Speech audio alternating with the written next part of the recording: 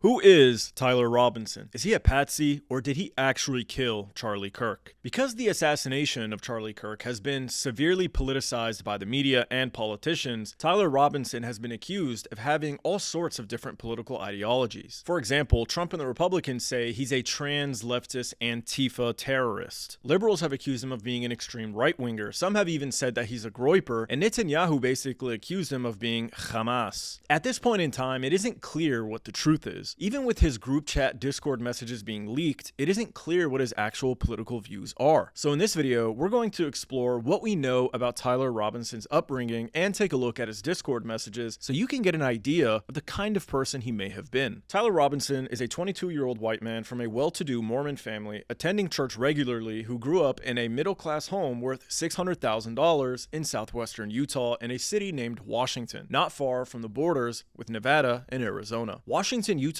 is a small farming community with only about 35,000 people calling it home. It's in a beautiful area, only a half-hour drive from Zion National Park in southwestern Utah. He was an excellent high school student with a 4.0 GPA and scored a 34 out of 36 on his ACT, placing him in the 99th percentile. His grades were so good that they secured him a 4-year merit scholarship at Utah State University in Logan, which is roughly 5 hours north of where his family lives in southern Utah. Tyler attended university in Logan for just one semester, eventually dropping out in 2021. This was during COVID, where 26% of all college students nationwide failed to return, so it's possible Tyler left because of the pandemic. But regardless of why he dropped out, what we do know is that he never returned. Another school called Dixie Technical College, which is part of Utah's public university system, did confirm that he was a third-year student in the school's electrical apprentice program, so it seems as though he transferred there. This campus is only 13 minutes from his family home in Washington, Utah, so it would seem he was pursuing a blue-collar career as an electrician. And this is consistent with a message Tyler sent in his group Discord chat where he shows his friend a picture of some electrical work he had been doing. His mother was a social worker, and his father is the principal of a company that makes stone countertops according to state records. Now, if you take a look at his mother's Facebook posts over the years, they mostly focused on her family, documenting their trips to Alaska, the Caribbean, and Disneyland. They celebrated school plays, Halloween costumes, and adopted pet rabbits, expressing pride as all three boys moved up in school. None of those posts appeared overtly political. Other posts show Robinson and his brothers occasionally with guns, but that's not uncommon in a state with permissive firearms laws. So all in all, it seems as though Tyler was a good kid from a good family with a good life, living in a beautiful community in one of the country's most beautiful states. A neighbor, Stephen Green, said he knew the family from attending the same Mormon church down the street. Great family, good kids, he said, though he added he did not know Tyler Robinson very well. Canon Timothy, 21, said he was in the year below Robinson in high school. Robinson, he said, was just a regular student with an interest in music who hung out with members of the school band. I knew him in passing, just your average kid, said Timothy, who lives 2 blocks from the Robinson family. Tyler, he was quiet, but not too quiet. Compare all of this to how the media and politicians have described him. The most prevalent claim is that Tyler was a radical leftist, part of a toxic gamer Discord, heavily interested in politics and motivated by Kirk's anti-trans rhetoric. And according to some on the left, he was a right-wing groyper. And to Netanyahu, he was Hamas. But independent journalist Ken Klippenstein spoke directly to one of Tyler Robinson's friends from the alleged Discord group of radical gamers. What he revealed is entirely different from the way the FBI has characterized Tyler. FBI Director Kash Patel said in an interview that Robinson subscribed to left-wing ideology, citing his family's remarks to investigators. But the picture that emerges bears little resemblance to the media version. Robinson, I am told, though quiet, was a well-liked person with a supportive family. The friend group who he interacted with on Discord, far from some kind of militia camp or Antifa bunker it's been portrayed as, represented a range of different political views, but mostly talked about video games. According to a childhood friend of Tyler's who knew him since middle school, it's been so terrible, and seeing it from an inside perspective is so frustrating. I think the main thing that has caused so much confusion is that he was always generally apolitical for the most part, the friend told me. That's the big thing. He just never really talked politics, which is why it's so frustrating. Their ideas are based on someone they didn't fully understand, the childhood friend told me. They didn't seem to know about his relationship with a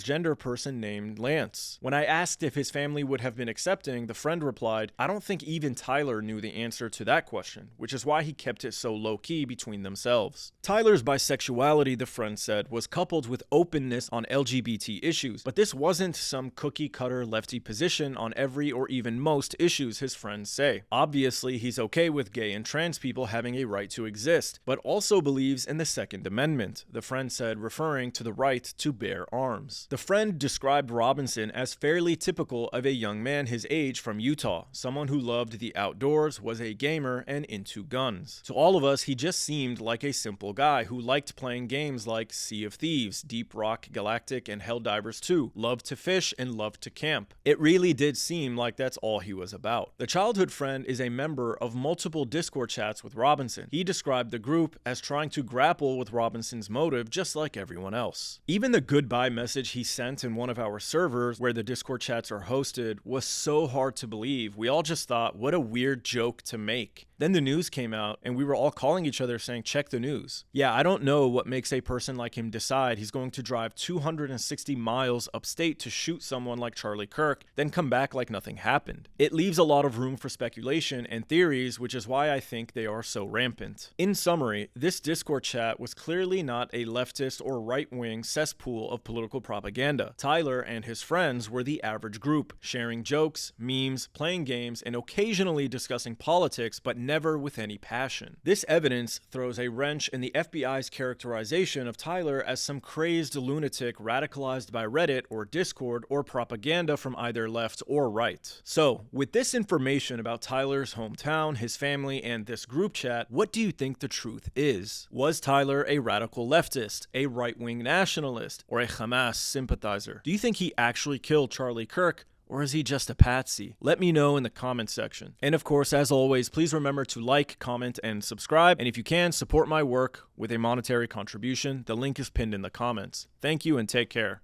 Trust nothing. No